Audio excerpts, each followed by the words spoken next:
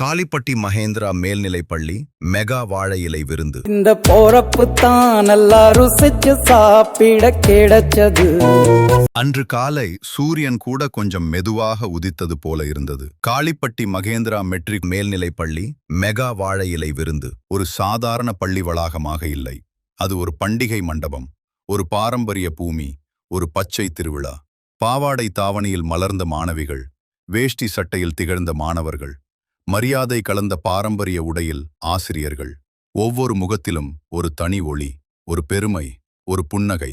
தரையில் ஒழுங்காக அமர்ந்து முன் விரிக்கப்பட்டிருந்தது பசுமை பரப்பிய வாழை இலை. அந்த பச்சை இலையின் மேல் விழுந்த முதல் சாத உருண்டை ஒரு உணவு அல்ல, ஒரு மரபின் தொடக்கம். ஒவ்வொரு மாணவரும் தங்கள் வீட்டு சமையலின் அன்பை கொண்டு வந்திருந்தனர். குழம்பின் நறுமணம், கூட்டு சுவை, பொரியலின் கரகரப்பு, இனிப்பின் இனிமை, எல்லாம் ஒன்றாக கலந்த ஒரு சுவை இசை. இது எங்கள் வீட்டிலிருந்து என்று பெருமையுடன் பகிர்ந்த சிறு குரல்கள். நீங்க இதையும் சுவை பாருங்க என்ற அன்பு அழைப்புகள். அந்த தருணத்தில் உணவு பரிமாறப்படவில்லை, அன்பு பரிமாறப்பட்டது.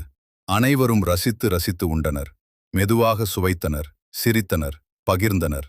அந்த காட்சி கண்களுக்கு விருந்து, மனத்திற்கு உற்சாகம். அப்போது மனதில் எழுந்த கேள்வி, ஏன் நம் முன்னோர்கள் வாழை இலையை தேர்ந்தெடுத்தார்கள்? வாழை இலை ஒரு தட்டு அல்ல, அது ஒரு தாயின் கரம் போல.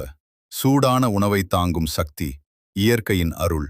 அதன் மேல் இருக்கும் இயற்கை ஆன்டி ஆக்சிடென்ட்கள் உடலுக்கு நன்மை தரும், ஜீரணத்தை எளிதாக்கும், கிருமிகளை தடுக்கும்.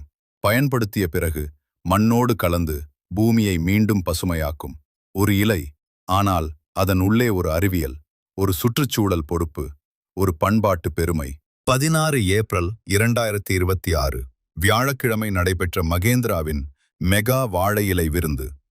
கல்வித்துறையில் 48 ஆண்டுகள் சேவை செய்து வரும் இந்த கல்வி நிலையம் புத்தக அறிவு மட்டும் போதாது, மரபு அறிவும் தேவை என்பதை அழகாக உணர்த்தியது. அன்று வயிறு மட்டும் நிறையவில்லை, மனங்களும் நிறைந்தன. நண்பர்கள் மட்டுமல்ல, ஒரு குடும்பம் போல அனைவரும் இணைந்தனர். பச்சை இலையின் மேல் பரிமாறப்பட்ட அந்த உணவு இன்று ஒரு இனிய நினைவாக மாறியுள்ளது.